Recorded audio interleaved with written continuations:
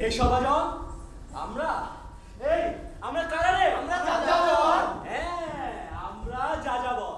গ্রাম থেকে নগর, নগর থেকে আরণ্য, রাজ দরবার থেকে সাধারণের উঠি। তাদের কাহিনী ঝুলি আর হাতে নদীর পুতুল মেঘে বেড়ায়। এই পুতুল কাছে বসে নিজেদের দুধ ভরা প্রেম, ভালোবাসা, হাসি, কান্না আর মানুষেরই গল্প। আজ আমরা আপনাদের যে গল্প শোনাতে চলেছি তা কেবল মানুষের দেবতার গল্প নয়, তা কেবল রাজারাজির গল্প নয়। এতে যেমন মানুষের হৃদয়ের আরতি আছে, তেমন দেবতাদের আশীর্বাদ।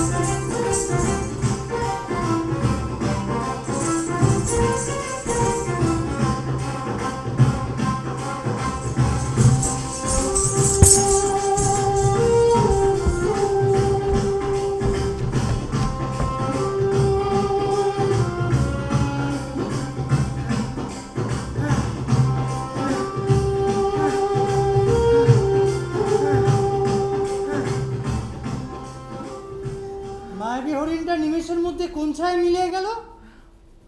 এ কি সত্য, নাকি বনলক্ষ্মীর কোনো মায়াজাল? এমন অপরূপ রূপ তো মর্তের কোনো কাননে দেখিনি। মায়াজাল কিনা জানি না মহারাজ, কিন্তু আমার চলে এখন শুধু সর্ষে ফুল ভাসছে।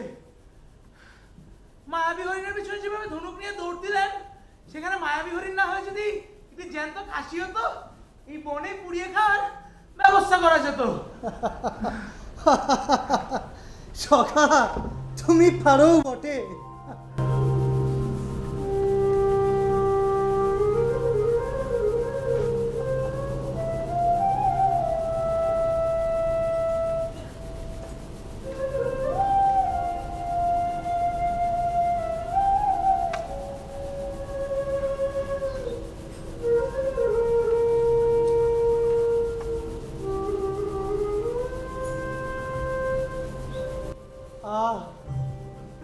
কি অলৌকিক সুগন্ধে বাতাস ভরে উঠল।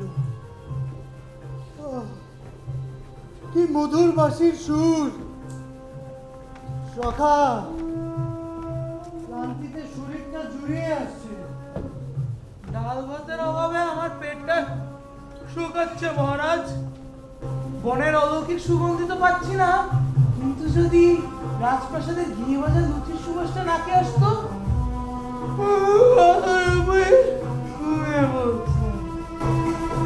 সখীরতি, তুই বড় ভাগ্যবতী রে। কামদেব তোকে এক মুহূর্তের জন্য চোখের আড়াল করতে পারে না। সত্যি সত্যি বলছি, মানুষের বিরহের যে দহন, তাহা এই স্বর্গের সুখে আমি সত্যি ঘুরতে বসেছি। তোদের সুখে আমার বুক ফেটে যায় রে সখী। বিরহ বলিস কিংবা দুঃখ, আমিই জানি। আজ দীর্ঘ 15টি বছর কেটে গেল। আমার সেই দুঃখালি করা অন্ধকারের মানিক, আমার সেই ছোট্ট অমন কন্যাটি কোথায় যে হারিয়ে গেল, এখনো তার কোনো খোঁজে পেলাম না। সবই তো অদৃশ্যের লেখো। ভাগ্যকে খন্ডা বেটে তুই ভেঙে পড়িস না, বরং মেয়েকে আশীর্বাদ কর। কে জানে কোনো গহীন অরণ্যের আশ্রমে সে কোনো এক রাজার ঘরে লক্ষ্মী হয়ে ফুটে আছে। আহা, কি দরদ, দরদ একদম উতলে উঠছে। কোথায় একটু ঝগড়াঝাটি হবে তা না, দরদ দেখাচ্ছে। এই হচ্ছে স্বর্গের অবস্থা।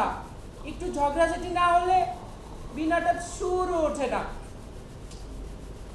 যাই, এই সোনার পদ্ধতি দিয়ে 3 দেবীর মাঝে একটু রূপের ঘি ঢেলে দিই, দেখি কেমন কলহের আগুন জ্বলে।